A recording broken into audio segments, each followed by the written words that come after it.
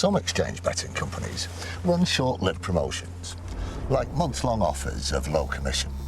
At BetDAG, we wanted to change the way we did things, so we set our commission at 2% permanently. That's 2% on football, horse racing, golf, almost any sport. 2%. That's just one way that BetDAG is changing for the better. For the better, like you. BetDAG, the 2% commission exchange. Over 18s only, please gamble responsibly.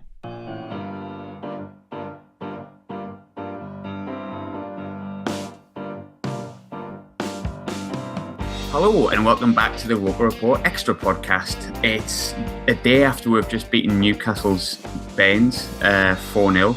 I was there, it was a bit of a weird one. I think there was a no-win situation there. It shouldn't really have happened, if I'm honest with you. But if you're going to play a game like that, I suppose you've got to go in, you've got to win 4-0. But we managed to rest pretty much everyone, I think. With Saturday in mind, what an absolutely huge game on Saturday, probably our biggest of the season, and our opponents probably as well. I've got on Ian from We Are Luton Town. How are you doing, Ian? Are you well? Yeah, I'm good. How are you doing? A positive mood after your news today. What's happening? Well, yeah, it's positive for you guys, isn't it? Very, Yes. obviously, really season derailing news for us, really. Probably our best manager we've had in a lot of years, certainly in my lifetime anyway. And, you know, Nathan Jones got us playing some very, very good football. He's got a philosophy going through the club. And it was a bit of a shock, if I'm honest, because, you know, throughout this season, he's had a few inquiries about other teams, and he's not gone. And then Stoke came out the woodwork and all of a sudden he's gone. So there you go.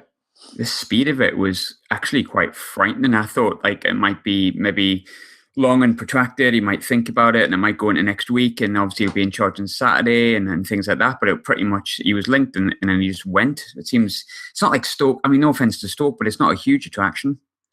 It's a difficult one, isn't it? Because they've got the manager merry-go-round at the minute. With all the managers they've had recently, they seem to be sliding down the table. You wouldn't think it's an opportunity that he would go for, but you know, money does talk, and I'd imagine he was offered a very good contract there, and the release clause in his contract with Luton was about £1 million, which is, you know, in the face of things, in the face of promotion, which it's ultimately might cost us, is very, very little. But he'd been put on a big contract, and at the end of the day, he's got a wife coming up. He's got to look after himself. It's number one, isn't it? So what can you do?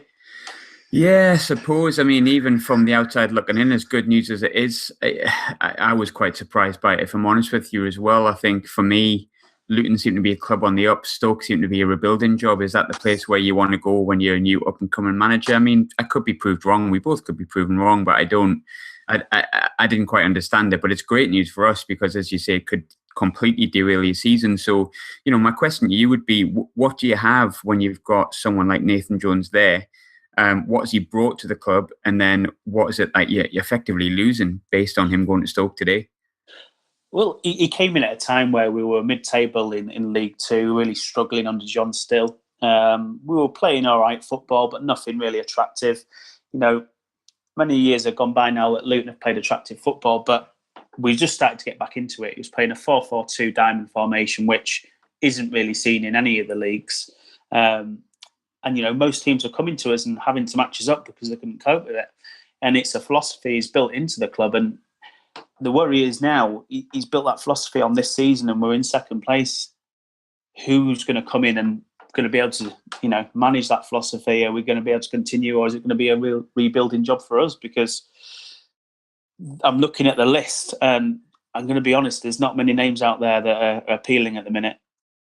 Who's the favourite? Well, the favourite, Steve Robinson from Motherwell, an ex-player of ours, but I don't really think that's got any legs. Second is Joaquin Gomez, who's our first team coach and has been for about 2.5 years. Providing that Jones doesn't take him with him to Stoke, for me, that would be the best option. He's, you know, he was at Brighton with Nathan Jones. He knows him very well, so he might take him, might not, but if we can get Joaquin Gomez, I think if he signs up, I think that'll be the best option for this season, at least anyway. He knows the philosophy inside out. He knows the team. The team knows him. I think looking at the list, that's probably our best option. I suppose based on what you just mentioned there as well, it seems like the big worry is losing the continuity or continuing the continuity of the style of football, the ethos, and probably the atmosphere around the club as well. I mean, what you mentioned the diamond formation, and I noticed that you have I think it's Lee that sits in like your number 10 position. You've got Andrew Shinney on the left, and you've got is it McCormick kind of sits in front of the defence as well, but you've just brought in George Thorne as well. So your midfield is quite strong. I mean, what is it about the style of football that Nathan Jones brought to that, and how important was the midfielder to that ethos he had? Yeah, it was massive. It's a big part of where we are now. Massive part. I mean, some credit has got to go the way he G's the players up and he got the best out of them, but a lot of it was just the style of play. It was high pressure. Bringing our fullbacks into play, we've got Jack Stacey and we've got James Justin. They're pivotal to the way we played. Glenn Ray, who's recently gone out injured, again, has probably been our best player this year, who sits where Cormac sits now. It's just the pivotal way we play in that diamond formation. If I honestly can't see anybody else coming in and being able to replicate that now, and I can't see that continuity going forward. But I might be proved wrong. If Gomez stays and takes the first manager's job, then it might prove a winner. We don't know. I think Gav was chatting to you before via sort of message on Twitter, and we mentioned Paul Hurst.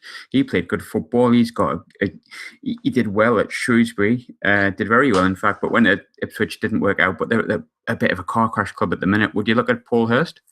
I'm not sold on Paul Hurst. I've seen him a few times when we've come off against him in League Two. I wasn't over enamoured with his style of football.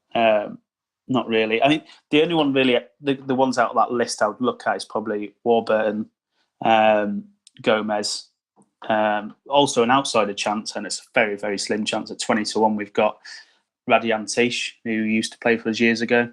He's been at the club recently. Bit of a long shot, but he might fancy a little bit of a punt. So there's almost like nobody that's nailed on. I suppose that's got to do that's probably got to do with the timing of it, though. I mean, again, like we were just saying before, it was so fast, and obviously I can hear the disappointment in your voice, which I expected, of course. I mean, if we lost Jack Ross tomorrow, I think we'd be the same. But you've got even longer longevity with Nathan Jones. You've got a promotion, and what was looking like a second promotion, basically the complete opposite to what we've had recently, or there or thereabouts, and you still might be. But you mentioned about derailing your season. What is the big worry regarding Luton's fan base just now? Obviously, losing a manager, you feel they might lose the identity and the form. But do you think the group of players could buckle under the pressure of him not being there anymore? I think, providing we keep the majority of our players, that's the first point. I think pressure-wise, they've dealt with the pressure quite well this season. That's one thing that I've noticed, which we don't normally have as a Luton team. When we get into pressure situations, we do normally buckle, and we have done in past seasons. But under Jones, they don't seem to do that. I think there's enough characters in the squad to be able to get past that. There's quite a few leaders. A few of our players have been captain this season: Pearson, McCormack, Sonny Bradley. So there's a lot of leaders in there. I think they'll pull them up, but I think the main thing is the decision to be the next manager is the main decision. If we get that wrong, I think that could derail our season. If we get it right, we could keep going. So I suppose it's a difficult question for me to ask, and an even more difficult one for you to answer. Is this going to derail your season? I guess the decision on who comes in next is pretty much what's going to decide that. You're right in saying. One thing that is been quite interesting, I suppose, because last time I did the extra podcast when we played you at the start of the season, the preview podcast was with Carlos Edwards, obviously, who we both know very, very well. He played for Luton when you were in the Championship, and we went up and you went down. And then there's been a big patch of time, almost a decade, between things that have happened. And I suppose Luton are one of those teams that, since I was young, have pretty much always been there or thereabouts with something. There's been a few seasons when obviously we were in the Premiership, but Division 1, you were always there or thereabouts with Luton. But there was a big period of time where you sort of just fell down the leagues a bit. And I think probably because Portsmouth were doing the same thing, and Portsmouth is such a huge club. I suppose Luton's downward trajectory kind of got ignored a little bit in comparison to, say, Portsmouth, but you're back and doing really, really well. But talk me through a little bit what has happened since sort of we last played Luton at the Stadium Light in the longest but shortest summary you can, if you know what I mean. Well, I've been to all the Luton Sunderland games in my lifetime, I think, even going back to ROKER Park, and got some very fond memories, especially at ROKER Park anyway. But from the last game we played you, I think, apart from in the league this year, was in the Carling Cup. I think we beat you 3-0, I think, in the Carling Cup, if my memory serves me right. That's correct. It was the season after we beat you 5-0. That was you beat us 3-0 at home. Yeah, that was it. And obviously we were doing pretty well in the Championship. It got to a point where our chairman at the time there was investigations going on. Mike Newell let the cat out of the bag with a few issues that were going on in the club. We sold lots of our players, Carlos Edwards to you being one of them. We got relegated to League One, and then we got a 10-point deduction in League One. Went down that season, we deserved to, really. And then in the following season, we got a 30-point deduction, and that pretty much relegated us straight away. Stuck in the conference for 5 years, hard times down there. But from 2009, when we got our current consortium in now, Luton Town 2020, who run us, which is fan-based consortium really that's got investors behind them, they've really, really put a good structure in place for Luton, and we have risen up the leagues. They were very shrewd in their appointment of Nathan Jones, who again had no real experience but had a good pedigree. And we've done really, really well. We've got back up there more than a lot of Luton fans probably expected this quickly, especially under Nathan Jones. But we've got a rich history. You know, like you say, we're really a Championship club, and we have been for a majority of our lifetime. We've been in the top division for a while as well, but really predominantly in the Championship. And that's probably where we'll get to. But it all depends on... It's a big month for us this month. We've got the planning permission going through for our new stadium. We've got a lot of big games coming up, you being the first of them. And we've got Portsmouth at the end of the month as well. The idea was them games to go well and our planning permission to go through. And it would have been a very good month, but it's not started so well. So no, I started in the worst possible way, in a sense, losing such an obviously talented and highly rated manager. With Luton, obviously, as you said, it was a team that kind of had that downward trajectory and just sort of fell down the leagues a bit, probably even worse than we did. Just a beat going from like the Championship, as you said, down to the conference. You mentioned about a consortium and things like that. Now, obviously, we've just been taken over this summer, and it's made all the world a difference. I could go on about that forever. I mean, the fact that, you know, us as a fan side get to interview Stuart now and again about his plans and his openness on Twitter and stuff like that is brilliant. And I've also had the Accrington Stanley chairman, Andy Holt, on this extra pod as well. And he spoke fantastically well and exactly like a fan, because that's what he is. So what did the consortium bring to Luton? Do you feel like you're very much fan-owned and you've got transparency? Very much so. Gary Sweet, who is our CEO, he first needed to stabilise the club financially, and that's pretty much what happened in the conference. Even though we were still getting 8,000, 9,000 a game, which was obviously big in the conference, we had the money to spend, but he first of all stabilised the club, put together planning permission for a new stadium, which has been long overdue, and he's done everything the right way. You know, I'm sure you've seen some of the articles about not taking money from betting companies, stuff like that.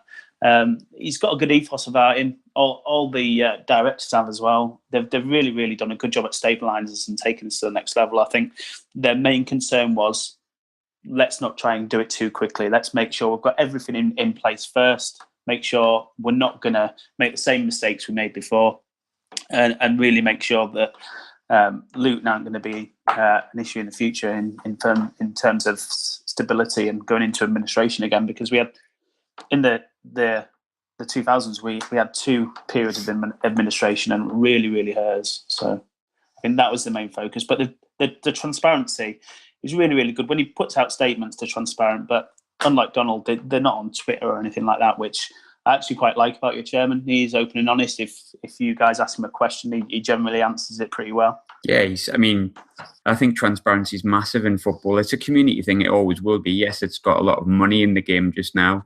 I think we all know that, But at the same time, I think transparency is massive because it's community-based. And if you feel you're part of something, then that's why we're all going, really. As much as there's loads of money involved in it, we don't really look at it. A lot of the time, you see fans kicking off about how much money has been spent on a certain player. And in my opinion, always as well, it's not my money as long as it's not affecting the club and everyone's in together. Do you know what I mean? I'm quite happy. But I think there's a lot to be said for fan base. There's a lot of people I've spoken to, sort of Portsmouth, yourself, where they've had the fan base consortium, and it really does seem to make a difference. And whereas Stuart's not quite fan based, and he's very much, I think, a businessman, especially Charlie as well.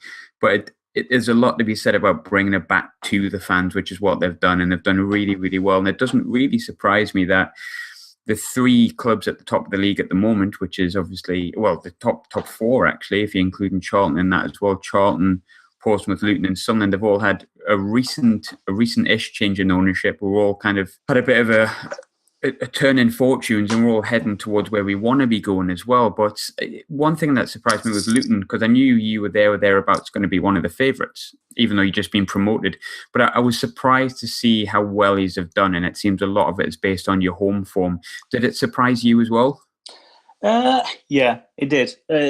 Can't get around it. It did surprise me a bit. I thought this season would be going for a little bit of solidation and then go from there. But I think that the pure drive for Nathan Jones has not allowed that to happen. He's coming. He wants to do well. You know, if our owners had turned around and said to him, "Look, we need to consolidate this year and make sure we're solid for next year," he would have just ignored that and gone straight for it anyway.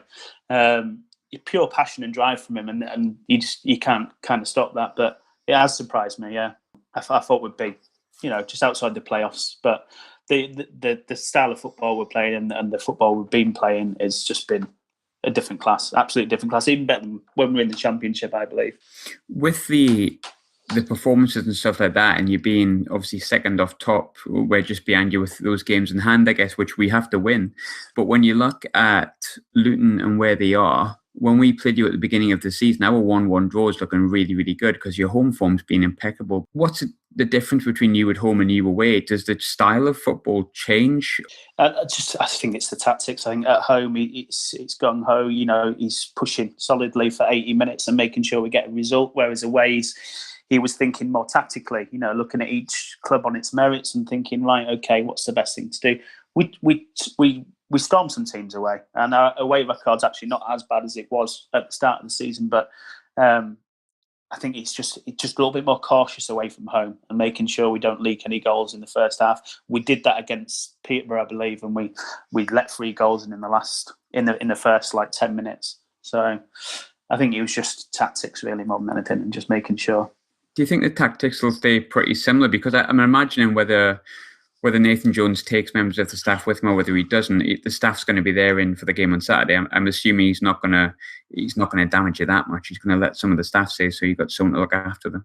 Hopefully not. I mean, it depends who's in charge for Saturday. There's been no statement on that yet. If Gomez is in charge, he's the first team manager. He's got to take a lot of credit for our success as well. He's done a really good job since he's come in. I've seen some of his bits at the training ground, and he's really, really good. If he's managing us on Saturday, I think he'll get them G'd up, and they'll have a bit about them. But it's hard. You can't just take a manager like Nathan Jones away and expect everything to be exactly the same. It's not going to work. So there's going to have to be contingency plans for that, really.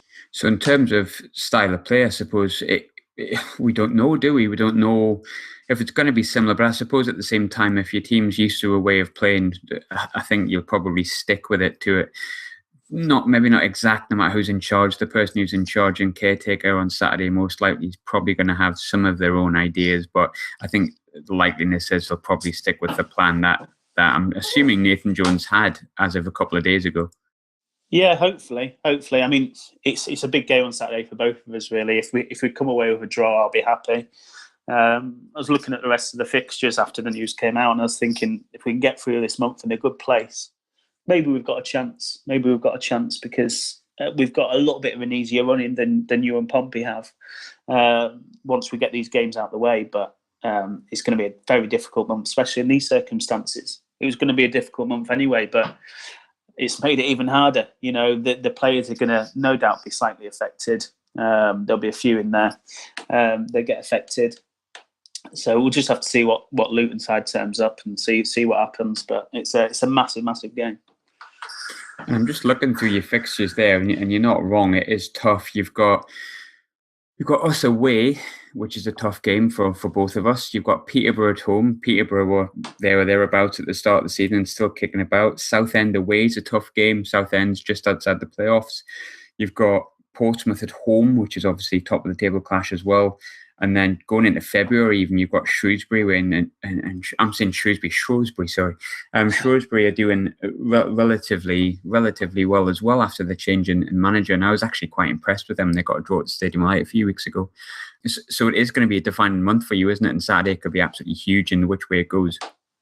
Yeah, big time. I mean, by Luton's directors, they've self-advertised this as the biggest month in our lifetime, really, because of the planning permission. Potentially getting through this month and in good results, then we could potentially go up. So yeah, very, very big month for us, and hopefully it goes the way we want it to. I mean, yesterday, apart from the Nathan Jones, we had some good news with the council. They recommended it for approval for our new stadium. So that's a piece of good news. We've been waiting on for about 50 years, so that's bordering good news. But we'll have to see next Wednesday. That's when the council meeting is, to see if that gets approved. That'll give us a little bit of momentum and some good news. But yeah, it's funny you should mention that with the ground and stuff. I've never been to Luton. I'm relatively well travelled. I think I'm at 60, just under grounds in the UK, so I'm a little bit off the 92, but I've never been to Luton, never been to Kenilworth Road, but I believe you've got to go through somebody's sitting room to get to the away ground. The away end, sorry, is that right? You have, but it's fantastic. Yeah, it sounds amazing. It's an old school stadium. I mean, I was speaking to my father and my brother actually when we were down at the Barnsley game, and my lad was mascot actually, and we were sitting in the director's box, and the way you get in into the stadium from into the director's box is just an actual alcohol. It's such a fantastic stadium. My dad moans about it and he said it's old and crooked, it's an embarrassment. But for me, it's one of the best grounds I've ever been to. ROKER Park's probably one of the other best ones for atmosphere anyway. Oh, it's brilliant. I mean, I'm 32, so my times at ROKER Park was 93 to 97, so it wasn't that long. But I mean, I got into double figures at ROKER Park, and yeah, moving into the new stadium, look, it was like another thing entirely. Being in the Stadium Light, and my best memories of being a Sunderland fan have been at the Stadium Light because of the longevity of how long we've been there and my life and when I was born. But ROKER Park, there was just something that was quite nice about that, and I really enjoyed going to Accrington the other week just because it was just nostalgic to have terraces. Yeah, that's another similar one. That's a nice little atmosphere. We've always had a good atmosphere with the Accrington fans when we've gone, because we've played them quite a lot in the FA Cup and League Two last year. But ROKER Park was something else. Luton have always travelled quite well to Sunderland because they obviously like a night out afterwards. And I just remember I must have been about 10 or something when I was at ROKER Park, and I think it was 0-0, and Dwight Marshall, one of our players, broke his leg down in the corner, but the atmosphere was just electric. Absolutely electric, and the Sunderland fans were fantastic in the pub before. They were inviting us in and speaking to us and stuff. It was great. I've always got fond memories of Sunderland, both of your grounds, but ROKER Park was special. I've always remembered it.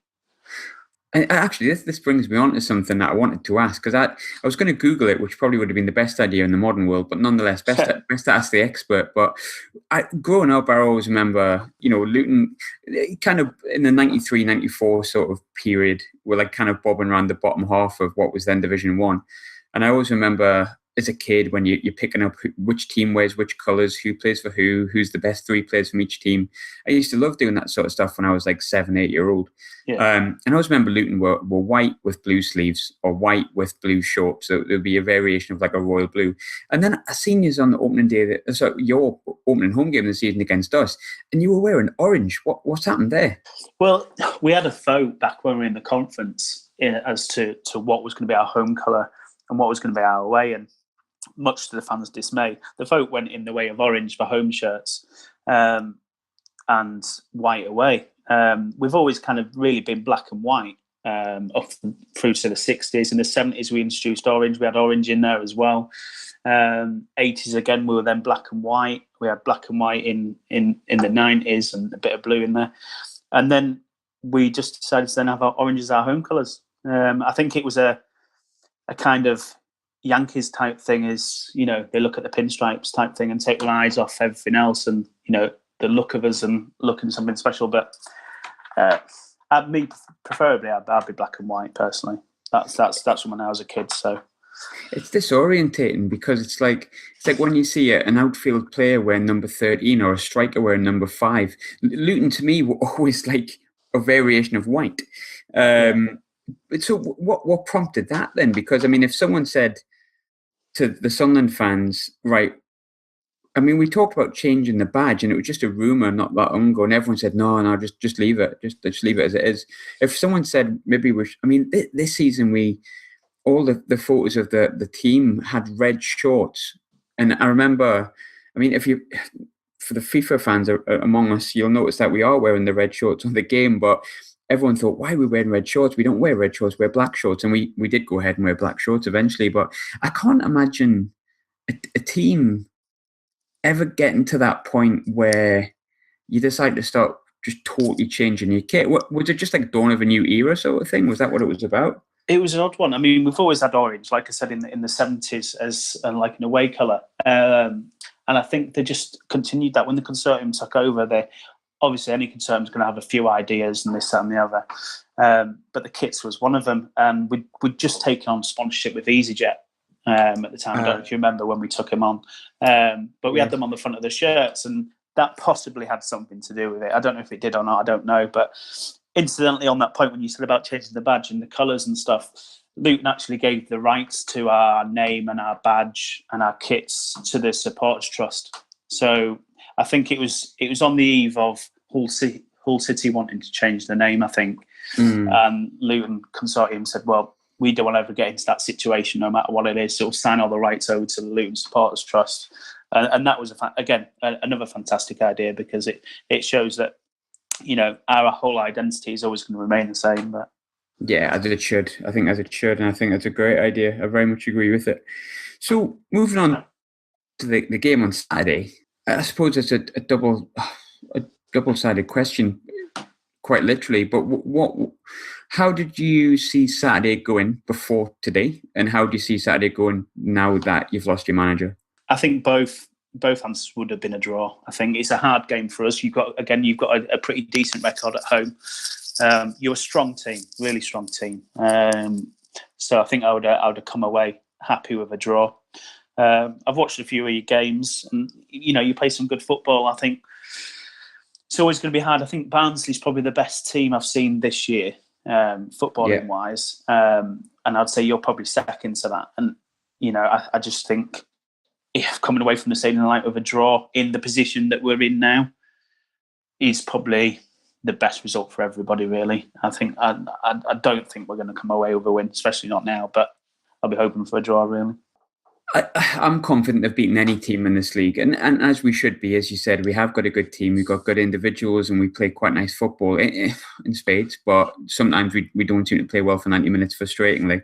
The big thing for me is how quickly the away team starts. There's a few times this season the other teams have started quite well, and they've just sort of frustrated us a little bit, but part of me doesn't expect Luton to do that. I think you'll not be as defensive minded as some of those teams that want to frustrate us. I think you will have an element of wanting to come to Sunderland and wanting to win without going totally gung ho. But are you notorious for starting quite fast? No, our normal tactics really is the first half we're containing the ball and keeping the ball a bit, and then the second half going for it. That's where we've earned most of our points away from home and scored most of our goals. So second half is really where we start to get into a different gear. Luton kind of have this, and it's no disrespect to any other teams, but they have a knack of kind of going through the gears when they need to, if they need to. Yeah. Especially with the Christmas period, it's been a thing. It's been so stacked out to just get into the gears as and when they need to. Like we're shown at Walsall, we went 2-0 down because we just really weren't at it, and then we stepped up a few gears, and then we came away with a very good point. So I think that's what it will be, trying to keep the ball for the first half, passing around, having a few chances, and then go for it in the second. And which players should we... I mean, I've started doing a feature on the site of 3 players to look out for. Now, are the three key players. Now, I picked three, which you may or may not disagree with. So I'll give you my three that I picked out, and then you can give me your three. Now, I went for James Collins. Yeah, decent player. Yep. I mean, he's so hardworking. He's all over the top of the pitch. He won't let your defenders rest. He scores a fair few goals, but yeah, good player. And I've also went for Andrew Shinney. Yeah, I want to put him in the top three, but yeah, good player. He's what you'd call a baller, I guess. He's good on the ball, can score from outside the box, does really, really well. I noticed that he's your top assist maker this season. That I based it on my experience of Andrew Shinney living in Scotland. I've seen him a fair few times, and also with him being your top assist maker. So who would you say is more likely to be the playmaker that we should worry about, if not Andrew Shinney? It depends if they turn up, but three would be James Justin, Elliot Lee. I don't think Thorne's going to get a game. He'll be on the bench, I'd imagine. Elliot Lee and probably Shinney, to be honest. Yeah, he's where the creativity's at when we need it. And you mentioned another one that I went for there. I went for a surprising one in George Thorne, but I think he's a great player. I think he's been really, really unlucky with injuries over at Derby, because I think he could have matured quite nicely into a potentially lower-end Premiership midfielder. And I think it's a massive coup, and I think it's probably based on the fact that he has had those injuries, but he's probably likely to go with Cormac, isn't he, on Saturday? Yeah, I would say so. They're not going to throw him straight into it. It'd be silly to do that. Really. But he looks a really good player, and he's got a lot of good wishes from Derby. Derby fans love him. A few of them have had to see him go, but apparently there was something in his contract. If he played another game, then they had to pay $3 million to West Brom. Yeah, if he played another game for them. So I don't know if that was something to do with it or not, but we'll just see. I think it'll be interesting to see what happens with him. The Nathan Jones going now, whether Derby recall him or not. Because Jones was a big part of him coming to Luton, so it's a difficult one.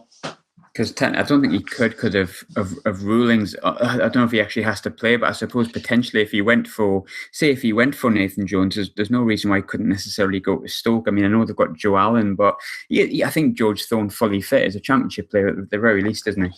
I think so. He's done really, really well in the under-23s for Derby this year. He's scored a couple of goals as well. He's done really well. He's come back to fit, I would imagine. Yeah, he's saying he's as fit as he's ever been. So, but the physicality of League One compared to under-23s in the Championship is a different ball game. So we're just going to have to look and see on that one, but potentially a fantastic player. And so just to flip it around as well, one thing I always find quite interesting, because as a Sunderland fan, you have your opinions on certain players, and they have to do a lot for that opinion to budge. Like, it's just the way I think football fans are about their own team. So I always find it quite interesting if I said to you, pick three Sunderland players that may have impressed you when you've watched us, or three players that you worry about. Got a feeling one of them, I think I know who one of them would be, but who would be your people that you worried about on Saturday? Well, when I've seen you play, I think obviously Maja's one. Yeah. What's the situation with him at the moment? Is he going? Is he staying?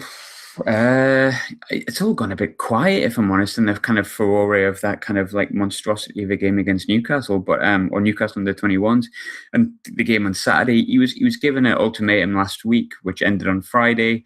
Apparently, he said he wanted to sign on Thursday, which was part of the podcast that Stuart Donald did with us on the main show. His agent then advised him not to sign a contract. I don't know, but he'll be playing on Saturday. I'd be very surprised if he doesn't play, because his form hasn't been affected at any point. He hasn't looked disinterested, or he hasn't shirked out challenges. He's been normal Josh Maja, truth be told. I think he's going to turn out to be a very, very good player if you can keep him. And if not, I hope you get the right price for him and sell-ons as well, because I think he'll turn out to be a very good player. He looks so calm and collected in front of goal. He's a different class to a lot of the strikers in this league. Yeah, he's really come on. I mean, he's just turned 20, and his touch is just, for a kid that's just turned 20, is just ridiculous. He's got things to learn. Of course, he has. But for him to be doing as well as he's doing, at his age and the amount of goals he's scoring. I mean, I don't think he's ready for the Premiership yet. I don't know if he's ready for the Championship at high end yet. I'd encourage him, if he is listening, which I'm doubting that he is, to stay, sign the contract and continue your progression. Because if we get promoted, there's not many teams in that Championship that are going to have 30 to 35,000, sometimes 46,000 fans there just about every other week. I don't think realistically he could go to a club. I mean, yeah, maybe Cardiff, Huddersfield or something like that, but is he going to play as much? I think he's making the wrong decision if he decides not to sign the contract, but I suppose I'm not Josh Maja, so... There's not many teams in the Championship I think that he suits, really. I don't think he suits Cardiff at all. Not their style of play. I just don't think he fits in. The other player was McGeady. He's on the ball. He's a different class for this league. I think he's absolutely a fantastic player. He just cruises past players. I forget the game I was watching the other day with Min, but he was just walking past players. And you know, he's calm on the ball, really, really good. I don't know if that's every single game, but he looked a different class. He's had a really good season. I mean, I think each year, but a lot of them were scored in defeats under Simon Grayson and we were shit the entire season, as I'm sure you've probably seen on Netflix. But when it comes to McGeady this season, he was injured for the first 6 to 8 weeks, but he came on as sub, got a goal against Southend, and he's just never looked back. I think he's on 5 goals already this season, and like you say, there's points when he just walks past people. But the good thing is he looks interested this season. He tracks back, he gets stuck in, he's been captain a few times.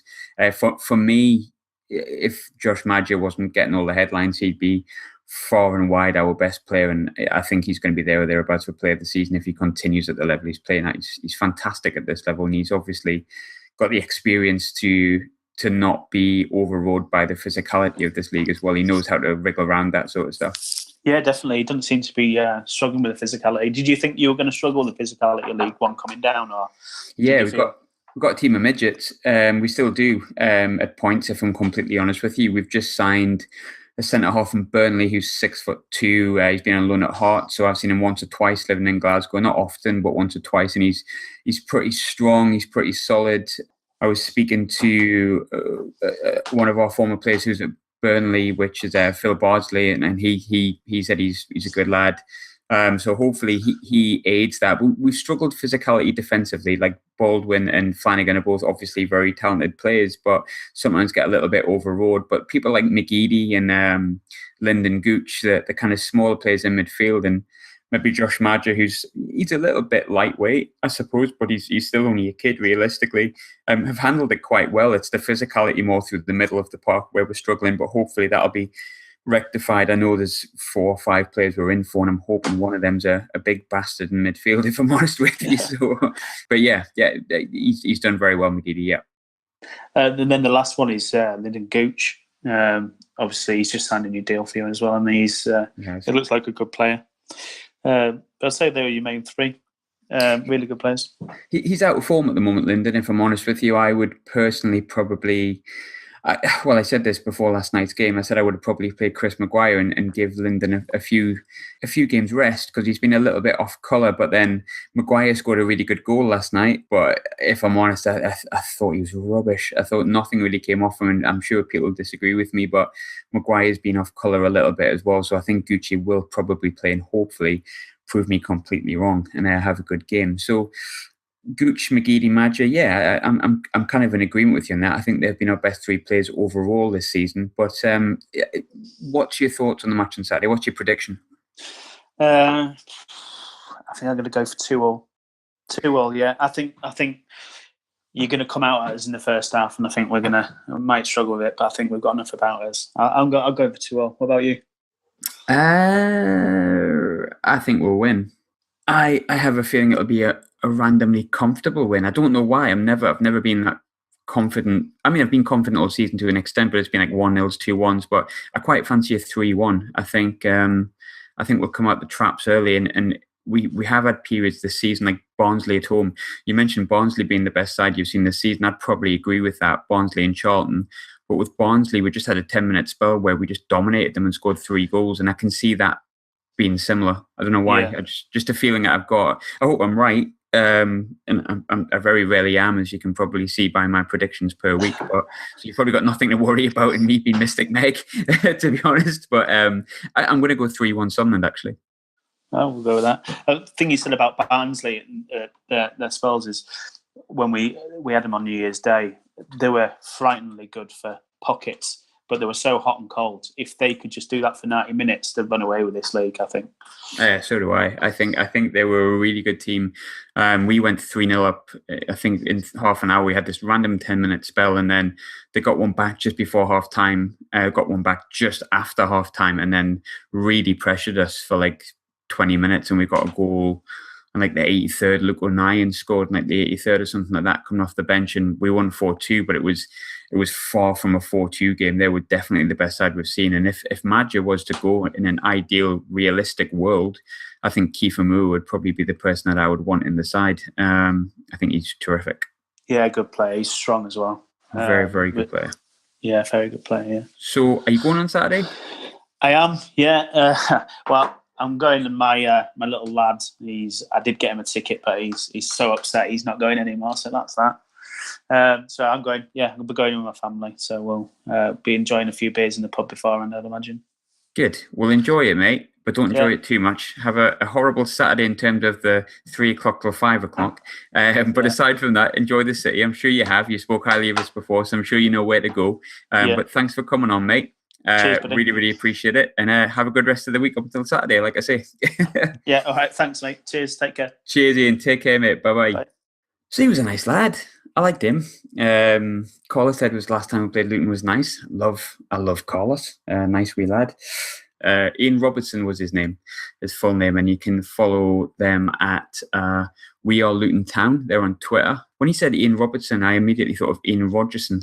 The fact that he remembers ROKER RAPPORT and stuff like that, maybe I should have mentioned it. But did anyone actually see Ian Rogerson ever play for Sunderland? Or am I going too far back for some of you younger kids? For the record, he was a mid-90s player. We signed from Birmingham, and he was shite. But yeah, Saturday, I'm pretty confident. I don't know why. I just feel a bit more confident than usual. The stars are aligning with Nathan Jones getting the sack and so on and so forth. So hopefully I'm proven right, and hopefully I actually win a bet for once. I've been recording or have recorded podcasts with Chris Macon and also Nicky Summery over the week, players that we've interviewed before but never for a podcast, and they're both absolutely sound lads and a real good laugh. So I think you really, really enjoy that. I'll try my best not to say mate all the time, because I know some of you dislike that, but it's just the way I speak, mate. It's just the way it's going to have to be. But thanks as always, on a serious note, for the feedback and the constructive criticism that you always give all of us at ROKER RAPPORT. At the end of the day, we do it just for you. That's the only reason we do it, and we enjoy doing it. Keep it coming. Keep listening, and thanks if you've listened in again. Enjoy the match on Saturday. Hopefully it's 3 points, and we get to talk about being in the automatic places sort of this time in a couple of weeks, and we can start looking forward to actually going towards a title rather than just getting in the top 2. My name's been Graham, and this has been the ROKER RAPPORT Extra podcast against Luton Town. Thanks very much. Bye-bye.